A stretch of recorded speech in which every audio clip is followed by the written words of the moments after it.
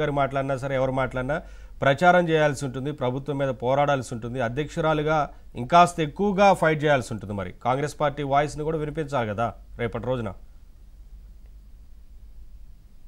ప్యానెల్లో ఉన్న వాళ్ళందరికీ అదేవిధంగా వీక్షకులందరికీ నమస్కారం అండి. ఏదైతే మొదటి నుంచి వాళ్ళ ఫ్యామిలీ విషయంలో ఆస్తి తగాదాలు అయితేనే రాజకీయ తగాదాలు అయితేనే వాటికి సంబంధించి ఆంధ్రజ్యోతి ప్రిడిక్షన్ ఏదైతే ఉందో అది 100% రైట్ అవుతా వస్తా ఉంది.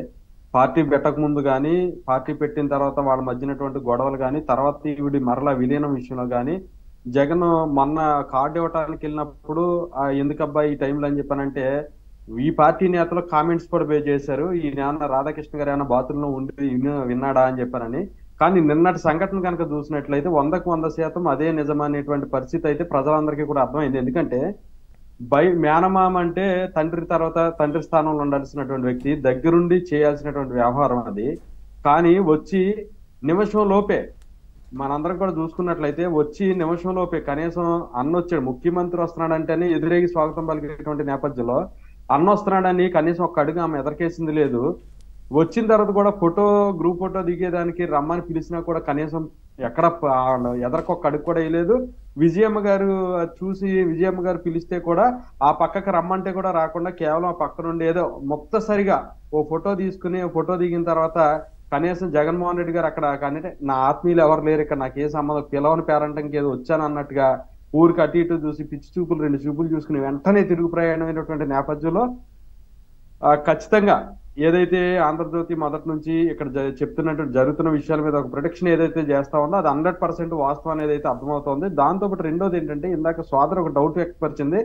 ఆ డౌట్ సంబంధించి తెలంగాణలో పార్టీ పెట్టేటప్పుడు అందరం కూడా మేము మాట్లాడింది కూడా ఏంటంటే ఈవిడ ఆయన జైల్లో ఉన్నప్పుడు కానీ తర్వాత ఎలక్షన్ క్యాంప్ అయినప్పుడు బై బై బాబు అనుకుంటా కానీ ఆంధ్ర రాష్ట్రం అంతా కూడా తిరిగి 2 దఫాలుగా, ఒకసారి పాదయాత్ర, రెండోసారి ఎలక్షన్ క్యాంపెయిన్కి తిరిగినప్పుడు కూడా జగనన్న వదిలిన బాణాన్ని నేను జగనన్న వస్తే రాజన్న రాజ్యం వస్తుంది అని చెప్పేసి అని నన్ను నమ్మండి జగనన్నని గెలిపించండి అని చెప్పి ఇక్కడ అధికారంలోకి వచ్చిన తర్వాత ఒక్క హామీ కూడా ఇతను నెరవేర్చకుండా పాలన అంతా అస్తవ్యస్తమైనటువంటి నేపథ్యంలో నిజంగా పెట్టాల్సింది ఏదన్నా ఉంటే ఆంధ్ర రాష్ట్రంలో పార్టీ పెట్టకుండా తెలంగాణకు పోయి పార్టీ పెట్టడంలో ఆంతర్యం ఏంటి అనేది ఒక ప్రశ్న ఇక్కడ ఉందండి. తర్వాత ఏంటంటే సోదరు చెప్పినట్టుగానే అనేక మార్లు ఇండైరెక్ట్ కామెంట్స్ తప్ప డైరెక్ట్ కామెంట్స్ ఏపీలో పరిపాలన బాగోలేదు అన్నది మాత్రం ఎక్కడ చేయలేదు. ఒకే ఒకసారి మాత్రం పాదయాత్రలో ఒక సంఘటన ఎదురైంది. వలస కార్మికులు వచ్చినప్పుడు ఇక్కడ ఉంటే ఇలానే వలసలు పోయే పరిస్థితి అంటే లేదండి మీ అన్నపాలన నుంచి ఇటు వచ్చి రావాల్సి వచ్చిందని వాళ్ళు చెప్పినటువంటి సంఘటనలో కూడా సీరియస్ గా దాని మీద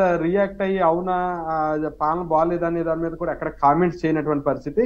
కాకపోతే ఎప్పుడు పరిస్థితులు ఒకేలాగా ఉండవు. ఎందుకంటే ఇద్దరు కూడా ఒక తల్లికి పుట్టినటువంటి బిడ్డలు. ఈయన రాజశేఖర రెడ్డి గారు మనందరికీ కూడా తెలుసు, రాష్ట్రంలో ఉన్నటువంటి ప్రతి ఒక్కరికి కోస్తా ఫ్యామిలీ మీద అవగాహన ఉన్న వాళ్ళు తెలుసు. షర్మిల గారికి అంటే రాజశేఖర రెడ్డి గారు విపరీతమైనటువంటి ప్రేమ, కూతురి మీద ఎక్కువ ప్రేమ. వీళ్ళు సంపాదించే ప్రతి రూపాయలు కూడా షర్మిల గారికి వాటా ఉంటుంది అనేటువంటి నేపథ్యంలో రాజశేఖర రెడ్డి గారు చనిపోయిన తర్వాత విజయమ్మ గారు రాష్ట్రీయ ముఖ్యమంత్రిగా ఉన్నప్పుడు కూడా అసెంబ్లీలో ఒక స్టేట్మెంట్ కూడా ఇచ్చారు. విజయమ్మ వచ్చి నన్ను బతునాడింది, అన్న వాడు మాట అనట్లేదు, ఆయన మీద కేకలేస్తున్నాడు, వీళ్ళు బెంగళూరు బొమ్మని నువ్వన్నా చెప్పన్నా అని చెప్పేసి ముఖ్యమంత్రిగా రాజశేఖర్ గారు చెప్పిన విషయాన్ని కూడా ఈ సందర్భంగా మనం గుర్తు చేసుకోవాలంటే అతను ఎంత డబ్బుకి అధికారానికి వ్యామోహంతో ఉండేటువంటి వ్యక్తి అని సొంత బాబాయినే జరిగినటువంటి సంఘటనలో తల్లైనా చెల్లైనా ఎవరైనా ఒకటే. కాబట్టి మొన్న కూడా సజ్జల రామకృష్ణారెడ్డి ఒక చాలా దారుణమైనటువంటి కామెంట్ చేశాడు.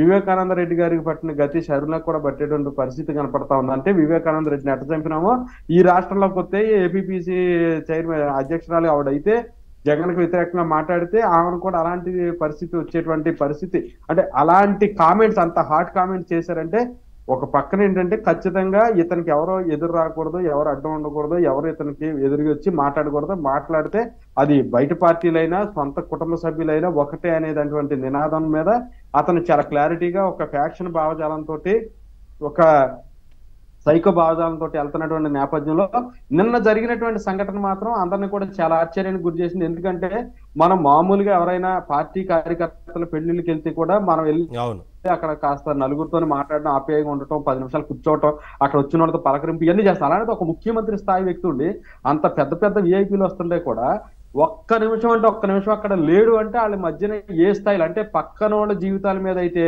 పెద్ద పెద్ద అక్షరాలతోటి అతను అవినీతి పుత్రిక సాక్షి పత్రికలో కానీ, రోత ఛానల్ సాక్షి ఛానల్లో కానీ, సోషల్ మీడియాలో కానీ విపరీతమైనటువంటి కథనాల మీద, ఈవెన్ పవన్ కళ్యాణ్ గారి వ్యక్తిగత జీవితంలో జరిగినట్ల మీద సాక్షాత్ ఒక ముఖ్యమంత్రి అయ్యుండి కుటుంబ వ్యవస్థ మీద ఇతనికి గౌరవమే లేదని చెప్పేసి అని 3 పెళ్లిళ్ళు కార్లు మార్చినట్టు పెళ్ళాలు మార్చాడని మాట్లాడినటువంటి ముఖ్యమంత్రి సొంత చెల్లి సొంత మేనల్లుడి విషయంలో మరి 1 మినిట్ కూడా అక్కడ వెయిట్ చేయలేకపోయాడు, అంటే ఉండలేకపోయాడు, సమయాన్ని గడపలేకపోయాడు. అంటే ఎంత దీన స్థితిలో రాజశేఖర రెడ్డి గారి తాలూకా కుటుంబాల తాలూకా జగన్మోహన్ రెడ్డి కుటుంబ సంబంధ బాంధవ్యాలు ఉన్నాయి అనేది ప్రజలందరికీ కూడా అర్థమవుతోంది. నిజంగా కూడా మరి కాంగ్రెస్ పార్టీలోకి జాయిన్ అయ్యి ఆవిడ అన్నకే మరి అన్నదుల బాణం అన్న మీదకి వెళ్తుందా పోదా అనేది రానున్న రోజుల్లో ఖచ్చితంగా ఎలక్షన్ ఉన్నాయి కాబట్టి, కొత్త బాధ్యతలు ఉన్నాయి కాబట్టి ఒక 4-5 రోజులు ఆగిన తర్వాత ఆవిడ పర్యటనలు ప్రారంభిస్తే ఆవిడ కామెంట్స్ ని బట్టి ఆవిడ తాలూకా పరిస్థితులు అంటే నడవడికను బట్టి ప్రజలందరూ కూడా అర్థమవుతుంది అది నిజమా లేకపోతే ఊరికే జనాలను ఏమార్చడానికే